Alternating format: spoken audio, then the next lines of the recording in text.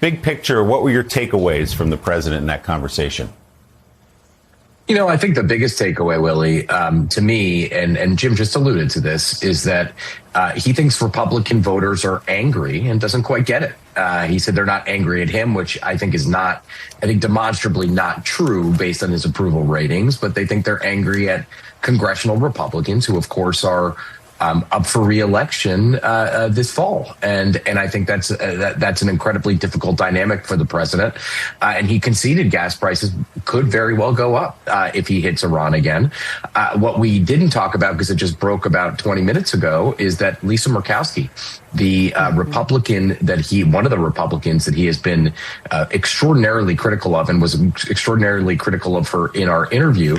He said she's going to vote against Todd Blanche for Attorney General. He said she's terrible, and I asked him, point blank. I mean, his entire agenda, Willie, has been hamstrung by the several senators who he has either endorsed against or tried to defeat, and he has no remorse at all about that. And I thought that was a very interesting insight into his psyche.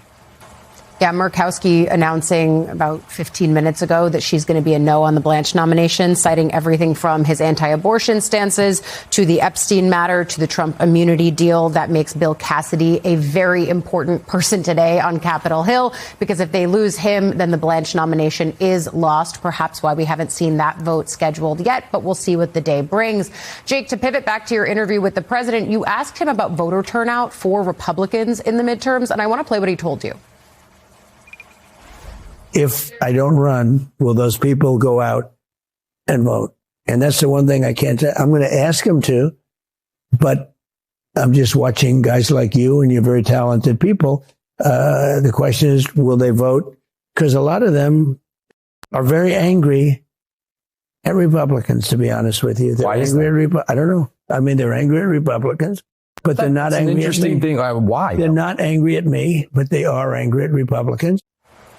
Okay, so he was never going to say, well, they're angry at me and Republicans, right? So that was never on the table. But I do think it's an interesting thing that he's talking to you about there. And I wonder if he connects the discontent with Republicans to other members of Congress. Maybe not the folks that we're talking about, the Lisa Murkowskis, the Susan Collins, who have bucked him or been thorns in his side at various turns. But I wonder, and you tried repeatedly to get him to talk about Thune. You described the relationship in the newsletter this morning as complex. But when he's mad, he says so, and he attaches names to it. And I was struck by the fact that he didn't do that with Thune necessarily. Yeah, I think he understands, Allie, that Thune holds the keys to his legislative fortunes, as you know. I think that Thune, if he slags him too much, I mean, Thune could really strike back, and has so far. I mean, it's just a very interesting dynamic that all these people who he has spoken up against and he has been critical of hold the keys to his entire legislative agenda to the extent he cares. It's not entirely clear to me, because on an issue like Blanche, you could have Todd Blanche stay in as acting attorney general for as long as he wants. And Joe Biden did that with Lisa Su during his administration and as labor secretary when she couldn't get confirmed. But he wants Blanche confirmed. On the first point, Allie, and I think you know this better than probably anybody. I mean, Republicans who vote for Trump in presidential elections are not guaranteed to come out and vote for Republicans for Congress. That is the story of this Republican Party going back to 2016.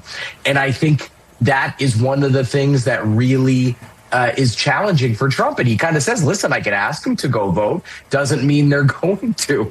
And for Republicans to hear that, I think is a quite difficult thing. And I asked him, if MAGA Inc., which is this super PAC that has $400 million in the bank, whether it's going to spend for congressional Republicans. Trump said yes, but he said I could spend it on anything I want, which is technically true within limits. He could spend it on other political matters and political travel and things like that.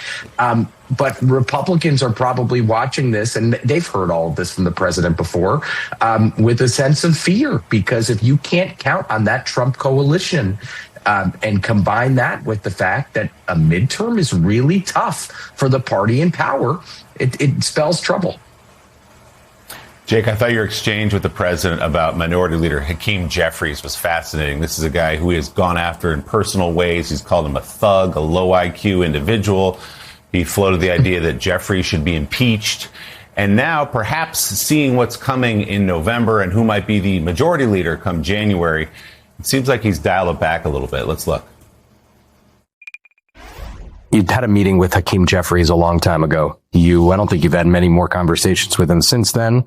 Maybe you have. What's your read of him? I think he's a nice guy. I mean, I did. He was here. Yep. We had a good meeting. It was, look. He's harsh on you. He says, Well, he's harsh because I'm harsh on him. I'm sure he wouldn't be so harsh. I've said bad things about him. Could you do business with him, you think? Yeah, I think so. Look, the people are harsh on me. I'm harsh on them. It's part of the world. You cover it very well. You cover specifically Congress. You see a strange group of people. But I'd probably get along with them very well. I met him essentially once. Yep. I think I'd probably get along with him very well. I said he'd be majority leader. Of course, he'd be the Speaker of the House come January, but a little flattery for Trump almost of Hakeem Jeffries. Would you read into that? Well, my read, Willie, is that he's right, that Congress is a very strange group of people. But fact check true. But fact check true, exactly. Listen, I think that the politics of the moment for Democrats is not going to allow Hakeem Jeffries to do a tremendous amount of business with Donald Trump. I think that much is clear.